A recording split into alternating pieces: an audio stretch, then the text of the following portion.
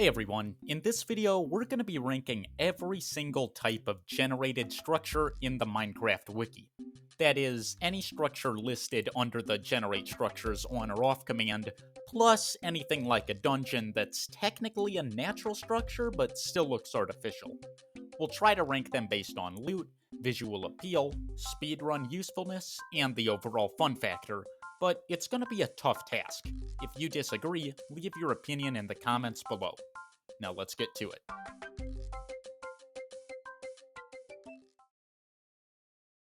In terms of aesthetics, there's not really anything to talk about. In terms of loot, well, there's nothing. I guess there's water, which would be helpful if Minecraft deserts actually didn't have water, but that's not the case. In a time when we're more divided than ever, at least we can agree that desert wells suck. Now, personally, I wanted to put this one in first place, but my co-creators weren't having it. Mossy cobblestone is a great block, and these simple details add a lot to the overall feel of the Mega Taiga. But, at the end of the day, it's just a rock. Icebergs are pretty boring as structures go, but they provide a great source of blue and packed ice for boat tracks, as well as a spawn point for polar bears. Cool, but nothing special. Fossils definitely aren't awe-inspiring, but I do like them for a couple of reasons. One, they add some interesting lore to the world. It's cool to imagine that massive creatures with rib cages the size of a house once roamed the land. What color were they? What did they eat? What happened to them? 2, Minecraft speedrunners have actually figured out how to locate strongholds purely based on the position of fossils in nether chunks. I won't get too technical, and honestly I don't understand it very well myself, but if you're trying to reach the end quickly, fossils can be surprisingly helpful. Swamp huts, or witch huts, don't really have any loot to speak of, but at least they look kinda nice. The main reason they're as high on the list as they are is because witches regularly spawn within a certain radius of the hut, a mechanic that can be exploited to build witch farms. The good news is that ocean ruins are the first structures on this list to generate with loot. The bad news is that the loot is pretty much worthless beyond the very early game. As far as aesthetics, I guess Mojang was going for Lost City of Atlantis type vibes, but in reality it's hard to tell what you're looking at besides a jumble of mismatched blocks. Some structures are meant to be simple, and that's fine, but the ocean ruins are just a disappointment. Pillager Outposts actually look very cool, and they're helpful when building raid farms. I wonder what awesome loot is waiting for me at the top of this big tower after I fight through all these pillagers.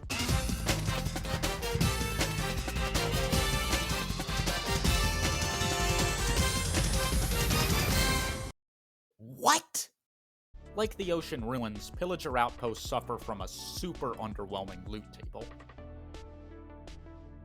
Dungeons could be better.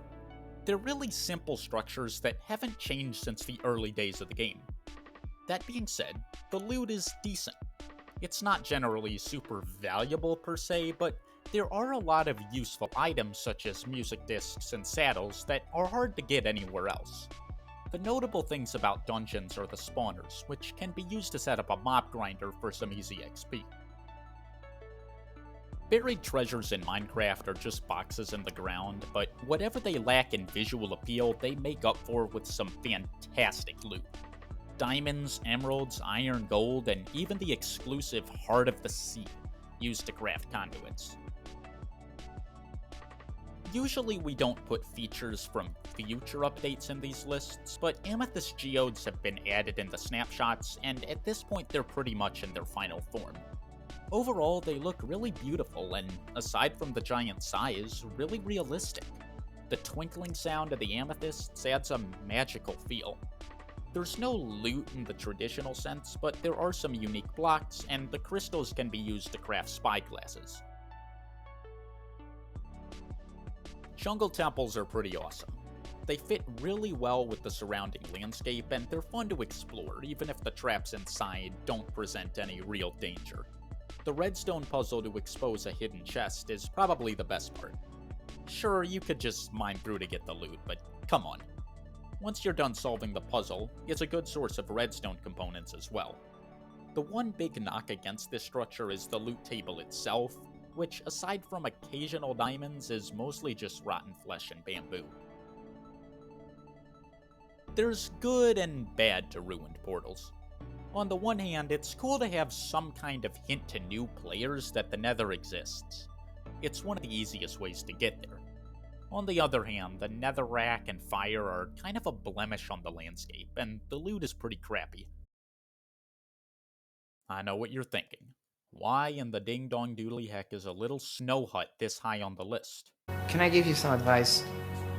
Never judge a book by its cover. In half of all igloos, there's actually an underground lab accessible by a hidden trapdoor. It's got a healthy villager and a zombie one, which you can cure with the golden apple and potion of weakness provided. Igloos deserve a lot more love than they get, partly because the whole mad scientist concept is really cool, and partly because villagers are a super valuable resource. Whatever your playstyle is, Nether Fortresses are objectively some of the most useful structures in the game. Blazes fulfill a crucial step in the survival progression by dropping blaze rods for Eyes of Ender and potion brewing. Fortresses are also the first place you'll find nether wart, and the only place where wither skeletons can spawn. They obviously drop wither skulls, which you can build withers with, which you need for beacons, which then open up a ton of possibilities. The loot scattered around is pretty solid too. It's a very intentional piece of game design that every Minecraft journey runs through the Nether Fortress. The only major downside is that the massive size and repetitive passageways can make it a bit tedious to explore. And although nether brick is a very underrated block, the overall generation looks a bit simple and dated. Woodland Mansions are, in a way, the opposite of Nether Fortresses. They're fun to explore, but the loot isn't as good. Mansions are huge and have tons of randomly selected rooms full of weird stuff, like giant cats and fake portals. Nothing super valuable aside from occasional hidden items, but cool to see. The Vindicators and Evokers spawning throughout the mansion give a decent challenge. The big piece of loot is supposed to be the Totem of Undying, which worked back when a mansion was the only place where you could get one. But now that you can get totems from your everyday raid or pillager patrol, the novelty's worn off a little bit. It would be nice if players got a little more of a reward for tackling a mansion, especially considering that they can be thousands of blocks from spawn. Pyramids are a perfect complement to their surroundings and have some pretty useful loot, especially when you're just starting out. There's not too much to explore here, nor is there too much of a challenge, but if you mess up, you're gonna pay the price. Overall, pyramids are a solid structure without high highs or low lows. In terms of loot, shipwrecks are hit or miss. The treasure chests are great, but the food and map chests usually don't have anything of value to most players. For speedrunners, wrecks are one of the best structures out there because they're easily accessible and have pretty much all the food and other overworld resources you're gonna need in one place. But what really makes shipwrecks great is their visual appeal. Generated structures have a tendency to look blocky, which is a weird criticism for Minecraft, I know, but shipwrecks manage to capture all the realistic curves and details of a ship with a great use of stairs and slabs. The mismatched wood types and missing blocks here and there really make them look like these old boats rotting away. There really isn't anything to complain about here. Mineshafts are a lot of fun to explore, there is a wide variety of useful loot, they add some much needed variety to the underground world, and cave spider spawners can be used to set up string and XP farms. Strongholds, being the only way to access the end, are clearly some of the most important structures in the game. Ranking on importance probably wouldn't be fair though. Every Minecraft world starts with punching a tree, but is a tree better than a woodland mansion? Probably not. But just looking at the Stronghold on its own, it still holds up. It's fun to explore, sorta like a maze, and there's some pretty good loot lying around, including enchanted books and diamonds. Rooms like libraries look nice and add variety. An ocean monument is a tough challenge that players really need to prepare for. In a game that can sometimes be too easy, having to fight a boss mob in this underwater labyrinth really shakes things up a bit, which is cool. Now, a common complaint from players is that the loot for monuments just isn't worth the struggle. They'd rather get some armor or a cool sword from the Elder Guardian than a bunch of sponges. But I have a different take. After a certain amount of time in a world, when you've got your maxed out gear and your automatic farms and your villager trading setups, diamonds and iron and gold start to lose their value. But whether you've been playing in a world for 5 days or 5 years, sponges will always be the best way to soak up water, and the ocean monument will still be the only place where you can get them. Villages look great, and every biome variant has tons of unique house types and architecture styles to check out. The loot is pretty solid as well. Blacksmiths are the most well known for their chests of iron, obsidian, and diamond, but the piles of hay bales scattered around are also very useful as a food source. The best parts of a village by far are the villagers themselves.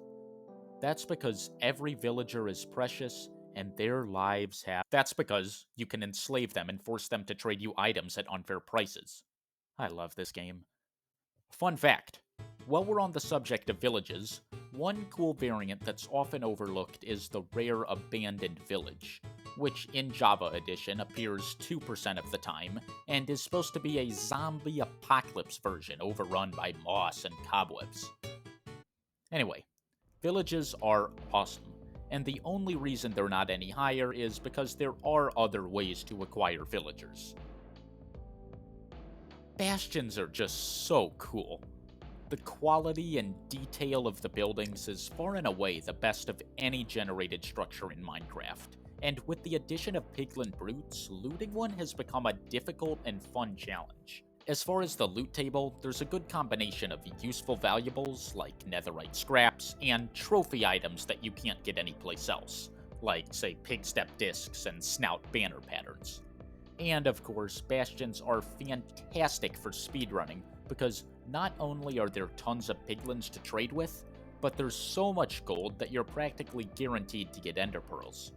Real quick, let's rank the 4 Bastion variants worst to best based on how good they are for speedrunning. In last place, we have the Stables Bastion. At third, we have the Bridge Bastion. In second, the Housing Bastion.